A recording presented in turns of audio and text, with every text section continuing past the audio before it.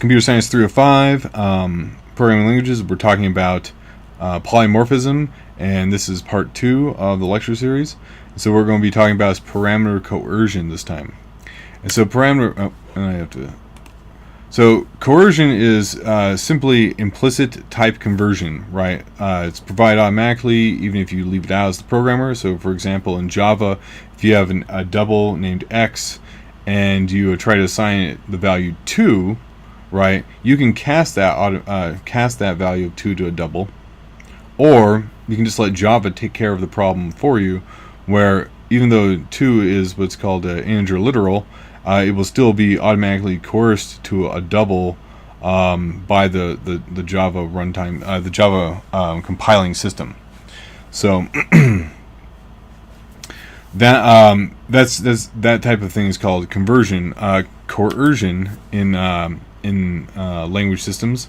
Parameter coercion is when you have different types of coercions in different types of contexts, right? What we just saw was basically an assignment coercion. There's binary operations that allow you to do coercion from one type to another, for example, for adding, subtracting, basic math operations. Unary operators like negation and the not symbol will try to do coercion. Parameters, function providing values to functions, and those being coerced to the right parameter. So when a language supports coercion of the parameters on a function call or operands when an operator is applied, the resulting function or operator is polymorphic, right? So if you have the ability, or if the language system just in general allows coercion, you essentially have a polymorphic function. So for example, in Java, right, we have a function called f that takes in a double d, right? But I can provide it any of the types, any of the numeric types, and it will be automatically, those will be automatically coerced to double. Now the only thing is like, for example, even with the character a, right, it's a char, which is actually an integer type that can then be coerced to a double as well as this ASCII value. 3, 4, the long version of 4, all these things can be coerced to double because double is the largest type and is the one that can be automatically coerced. Double cannot be automatically coerced to anything, but everything can be automatically coerced to double when we're talking about numeric types. So when we're defining coercions, right, language definitions typically take many pages to define the coercions that will be performed automatically. Older languages, though, have had much more extensive powers of coercion, but it led to significant difficulty in understanding what was going on. You have other languages like ML, which does not allow any coercion, and then Java allows some but not all possible coercions that can occur. So, I mean, this is a excerpt from the Java language, which talks about when unary numeric promotion to a single operand might be produced by numeric, which must produce a value of a numeric type. So it talks about all the different ways that you can do this. And it talks about auto-boxing, auto-unboxing, which is essentially you have the ability to go from primitive literal or primitive variable value like int, and it will automatically be converted to a type of integer, which is a class type of that same thing. It will do that automatically for you if it can. I compile time, but regardless, this is just one of the types that can be actually provided in Java. Anyway, there's a large amount of stuff going on in Java that disallows this to actually occur. But coercion and overloading has certain tricky interactions, right? Overloading uses the types to choose the definition. So think about like in the method or the function signature, right? The different types that are of the parameters are used to select the right overload version of that function.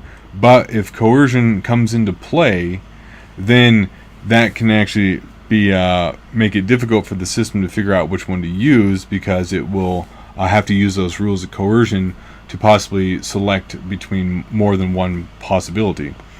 And so For example, right, suppose like in C++, you have a language that's willing to coerce char to int or to a double, right? So if you have two different versions of square, one that has an int, one that has a double, and you're given a character for A, which one gets picked? Well, typically that comes into the line succession for coercion, and so another probability could be which one gets called if we have int x char y and char x int y, right? And so I would say that the most difficult thing would be it would take a look at the first character A, and it would ask, well, which one doesn't require the most coercion, and it would most likely pick the second one because A matches directly with character, and then B will be coerced to an int because it would probably read it left to right, and that's how it's going to figure it out. In the first example, which was back here, it would most likely pick the int version because that would be the next in line for coercion. I can't guarantee that. I don't know the exact specification for C++. Alright, so this is the end of the second part, and then actually we'll continue. So parametric polymorphism. So a function exhibits parametric polymorphism if it has a type that contains one or more type variables. Right, so a type with type variables is a polytype. So think about this as like generics in Java or templates in C++, where you actually have a variable that is representing the types that the class can hold. So think of like a list in Java, right? That takes in, so you can give it in diamond brackets, like a type like string. So it could be a list of strings. That would be has the possibility that type variable makes it gives that specific class parametric polymorphism. In other words, I don't have to extend the class to gain new possible types. It has a variable that then I can provide it, and it can handle that any of those types, even if I have to possibly bound that variable by some sort of condition. But for example, in C++ we have function templates, and we also have those in Java. But in the so you tell it's a template, and it's class. You give it a class X, right? So X becomes our template, our type variable. And so Max takes in some type X A and some type X B, and returns the value of A. Well, if A is greater than B, it returns A. If otherwise, it returns B. So then we can use this with we can call Max from the function G with integers or characters, but we cannot call it with ints and characters, although theoretically we might be able to because of type coercion. ML functions, on the other hand, right, we have this value identity, right? It's a function that with the type with the unknown type A that applies to that returns the unknown type A, right? And so if we say identity 3, right, that will return the value 3, which is integer, right? If we say identity hello, returns hello, a string. So the interesting thing here is that the when you have a apostrophe A typing, which is the unknown type, not subject to equality testing, this gives us the capability to essentially have a